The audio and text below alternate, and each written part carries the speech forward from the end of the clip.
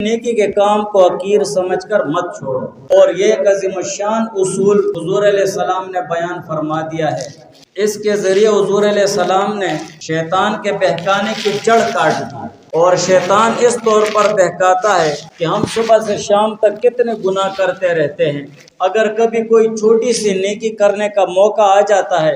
تو شیطان اس وقت بہکانا شروع کر دیتا ہے، اور شیطان کی یہی کوشش ہوتی ہے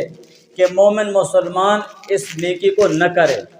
اور وہ یہی دل و دماغ میں وسوسہ ڈالتا ہے کہ تو صبح سے لے کر شام تک گناہ کرتا رہتا ہے اور طرح طرح گناہوں میں مبتلا ہوتا ہے، اگر تم یہ چھوٹی سی نیکی کر لو تمہیں کیا فائدہ پہنچ جائے گا، تمہارا عمل نامہ تو پہلے سے بھرا ہوا ہے گناہوں سے، لہٰذا اس چھوٹی سی نیکی کو کرنے میں تکلیف مت اٹھاؤ، یہ تمہیں کوئی فائدہ نہیں دے سکتی ہے، تمہارا اس پہ نجات بھی نہیں ہو سکتی ہے، مغفرت بھی نہیں ہو سکتی ہے، اتنے بڑے بڑے گناہ کیے ہوئے ہیں، تو شیطان بہکانے لگ جاتا ہے۔ حضور علیہ السلام نے اس حدیث پاک میں